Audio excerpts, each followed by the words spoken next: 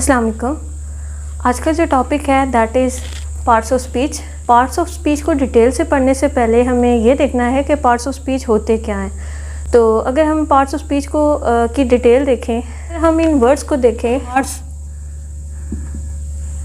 और ये स्पीच, इन वर्ड्स में ही इसके मीनिंग है। पार्ट्स हिस्से, स्पीच बात, ठीक है। हम स्पीच कहते हैं बात को, तकरीर को। तो हम जो भी बातचीत करते हैं जो कि सेंटेंस की फॉर्म में होती है। एक सेंटेंस जो है वो डिफरेंट वर्ड्स के कम्बिनेशन से बनता है और एक सेंटेंस में जितने वर्ड्स होते हैं वो पार्ट्स ऑफ स्पीच होते हैं। So here I am teaching you how to recognise the word that which type of word is that. एक सेंटेंस का जो फ्रेमवर्क होता है उसके जो पार्ट्स होते हैं बेसिकली पार्ट्स ऑफ स्पीच होते हैं, ठीक है। यानी कि हम उनको इंग्रेडिएंट्स भी कहते हैं। तो एग्जांपल के लिए ये देखें,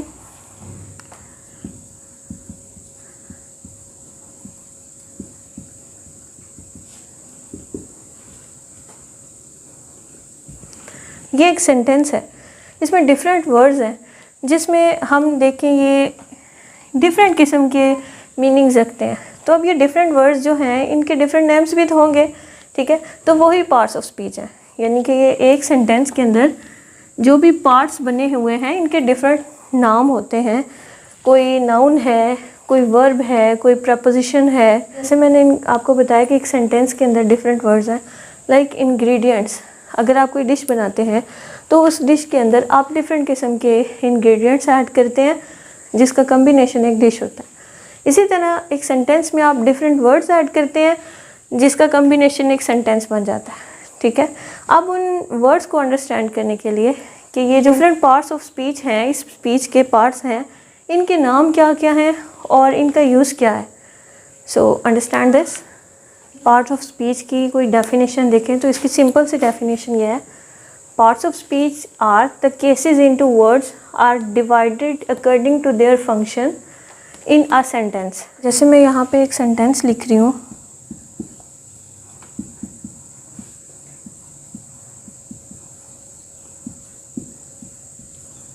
इसमें बताया कि डिफरेंट वर्ड्स जो है ना वो डिवाइड किए गए हैं अपने फंक्शन के अकॉर्डिंग, ठीक है। तो इसमें यहाँ पे ये नाउन है, ये भी नाउन है, ठीक है। ये जो है ये वर्ब है और ये हेल्पिंग वर्ब है। अपने सेंटेंस स्ट्रक्चर के अंदर इनके डिफरेंट फंक्शंस हैं। पार्ट्स ऑफ स्पीच की डेफिनेशन को अंडरस्टैंड करने के बाद अगर हम पार्ट्स ऑफ स्पीच को डिटेल से देखें, पार्ट्स ऑफ स्पीच हैं कितने। पार्ट्स ऑफ स्पीच बेसिकली 8 होते हैं। First is noun, second one is pronoun, third is verb, fourth one is adjective, fifth is adverb, sixth preposition, seventh conjunction, 8 interjection.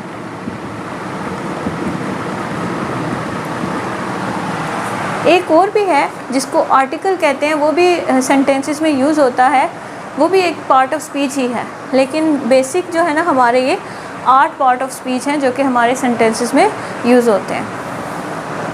So let's discuss each of them one by one. To describe noun, we can say that noun is a naming word which represents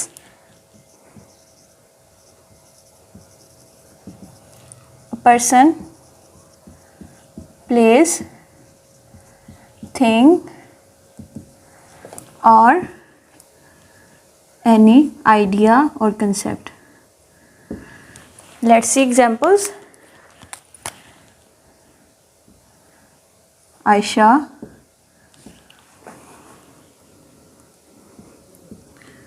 pen, Lahore और idea में love, right. Means कोई भी नाम जो किसी person का हो, thing का हो, प्लेस का हो, वो नाउन कहलाएगा। उसमें आइडिया और कंसेप्ट्स वगैरह भी शामिल है, ठीक है। जैसे कि यहाँ पे मैंने एग्जांपल्स में लिखा है। अब प्रोनाउन की तरफ चलते हैं। प्रोनाउन वो वर्ड्स होते हैं जो कि हम नाउन की प्लेस पे यूज़ कर रहे होते हैं। Pronouns are the word which replace nouns to avoid repetition. कोई एक सेंटेंस जिसमें नाउन बार बार आ रहा है, जब हम कम्युनिकेट कर रहे होते हैं तो हम अपनी बात के अंदर जहाँ 2 से 3 दफ़ा नाउन आ रहा होता है उसकी जगह हम लोग प्रोनाउन यूज़ कर रहे होते हैं। Examples: he, she, it, we, इस तरह की, ठीक है। They, these, those. For example हम यहाँ पे यही नाम लेते हैं, आयशा। आयशा एक नाउन है, ठीक है। अगर हम इसके बारे में एक बात कर रहे हैं जिसमें एक से ज़्यादा सेंटेंसेस शामिल हैं, हम पहले सेंटेंस में तो बोलेंगे आयशा एक स्टूडेंट है। नेक्स्ट में हम बार बार आयशा वर्ड की रिपीटेशन नहीं करेंगे, बल्कि हम यूज़ करेंगे शी, ठीक है। शी इज़ अ प्रोनाउन जो कि आयशा को रिप्लेस करेगा, ठीक है। हम कहेंगे Ayesha is a student, she reads a story book, ठीक है। इसी तरह फर्दर जैसे हमारे सेंटेंसेस प्रोसीड करते जाएंगे हम वहाँ पे प्रोनाउन ऐड करते जाएंगे। That's the logic of pronoun. Now come on the next part of speech which is verb. Verb is an action word which shows state of being और डूइंग। ये ऐसे अल्फाज होते हैं जिसमें हम किसी काम के बारे में जिक्र कर रहे होते हैं, किसी काम के होने या करने के बारे में, ठीक है। लाइक रन, ईट, राइट, इस तरह का कोई भी काम जिसका होना या करना शो किया गया हो, that is verb. Next fourth part of speech देखते हैं, एडजेक्टिव। एडजेक्टिव हमेशा वो वर्ड्स होते हैं जो कि नाउन को डिफ़ाइन कर रहे होते हैं, जो कि हमें बताते हैं नाउन की किसी क्वालिटी के बारे में, नाउन को स्पेसिफाई करते हैं, प्रोमिनेंट करते हैं। हम जब कोई भी बात कर रहे होते हैं किसी पर्सन के बारे में या किसी चीज़ के बारे में, प्लेस के बारे में, तो हम अगर उस प्लेस, पर्सन और थिंग के बारे में कुछ स्पेशल बताना चाह रहे होते हैं तो जिन वर्ड्स को हम ऐड करते हैं स्पेसिफाई करने के लिए, दैट आर एडजेक्टिव्स वर्ड, ठीक है। Adjectives word modify noun and describe their characteristics, right? Like white, tall, brave. इसके एग्जाम्पल इस तरह से देखते हैं, she has white complexion, he has tall height and Ali is a brave boy. Next part of speech is adverb. Adverb से ही इसके meaning भी पता चल रहे हैं। देखिए ये 2 वर्ड्स हैं, add and verb। इसका मतलब है कि ये वर्ब के मीनिंग में कुछ ऐड कर रहा है, ठीक है, वर्ब को डिफ़ाइन कर रहा है। जैसे कि एडजेक्टिव ने नाउन को डिफ़ाइन किया था, इसी तरह एडवर्ब जो है ना वो वर्ब को डिफ़ाइन करता है प्लस एडजेक्टिव को भी डिफ़ाइन करता है। Adverbs are the words which modify verbs, adjective और अदर एडवर्ब। लाइक ये वर्ब के मीनिंग में ऐड कर रहा है कुछ, ठीक है, वर्ब को डिफ़ाइन कर रहा है। मीन्स कि कोई काम हो रहा है, कोई एक्शन परफॉर्म किया जा रहा है, तो वो कैसे परफॉर्म किया जा रहा है। सम टाइम एडजेक्टिव को भी बताया जाता है कि अगर कोई क्वालिटी है नाउन की तो किस कदर उसमें इंटेंसिटी है, अगर वो खूबी है या खामी है, ठीक है, उसको स्पेसिफाई किया जाता है कि वो खामी या वो खूबी किस हद तक है। और सम टाइम दूसरे एडवर्ब्स में भी ये मीनिंग ऐड करता है, यानी कि अगर कोई काम हो रहा है, वो बताया गया है कैसे हो रहा है, उसके बाद उसकी एक और डिग्री उसमें ऐड कर दी जाती है। मैं यहाँ एक एग्जांपल लिखती हूँ, ही रन्स फास्ट। अब यहाँ पे ये वर्ब है, वर्ब को डिफ़ाइन किया गया कि वो तेज़ भागता है, ठीक है। अब ये एडवर्ब है। अब अगर मैं कहूँ कि एडवर्ब को भी बताना है हमने, उसकी इंटेंसिटी को शो करना है, then we use there very. He runs very fast, तो ये जो होगा ना ये एक और एडवर्ब हो जाएगा, ठीक है, जो कि इस एडवर्ब को शो कर रहा है। इस एडवर्ब के मीनिंग में उसने ऐड कर दिया कि वो तेज़ तो भागता है लेकिन बहुत तेज़, ठीक है। And it also describe how, when, where और to what degree something is done. और next part of speech is preposition. Preposition वो वर्ड्स होते हैं जो कि नाउन का कनेक्शन बिल्ड कर रहे होते हैं सेंटेंस के साथ, ठीक है, या बाकी नाउन्स के साथ जो उस सेंटेंस के अंदर होते हैं। अगर हम वहाँ पे प्रेपोजिशन ऐड नहीं करते उस सेंटेंस के अंदर, तो वो जो सेंटेंस का मीनिंग है वो ठीक तरह से हम अपना मैसेज कन्वे नहीं कर पाएंगे।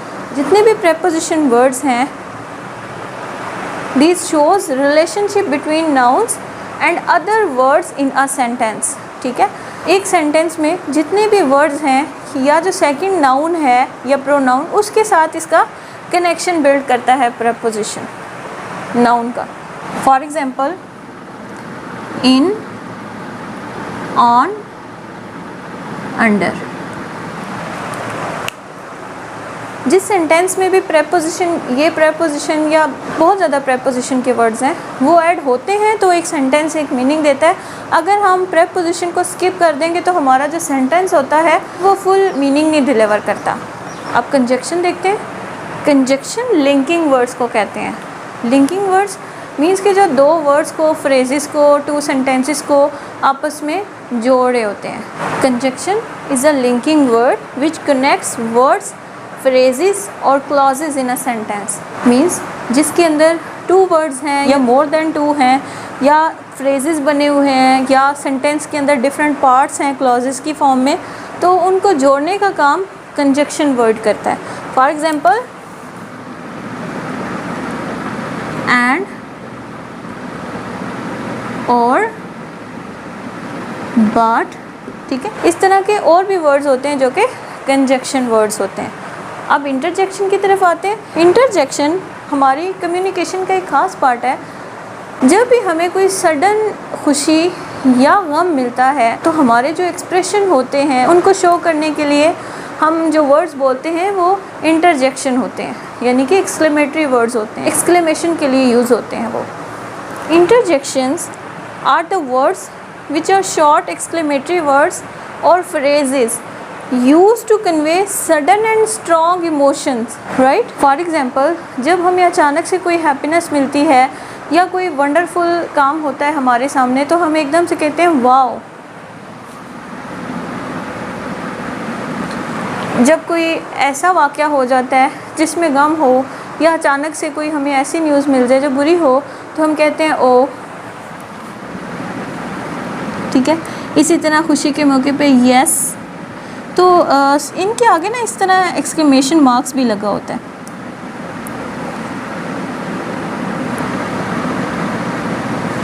ठीक है। पार्ट्स ऑफ स्पीच को अंडरस्टैंड करना बहुत ज़्यादा फंडामेंटल है। Through understanding parts of speech we can construct grammatically correct sentence, जिससे हम अपनी बात इफ़ेक्टिवली कन्वे कर सकते हैं। तो आई होप आपको पार्ट्स ऑफ स्पीच का लेक्चर समझ में आ गया होगा। पार्ट्स ऑफ स्पीच की डिटेल वीडियो मैं इंशाल्लाह नेक्स्ट शेयर करूँगी, ज़रूर देखिएगा। Thank you. अल्लाह हाफिज़।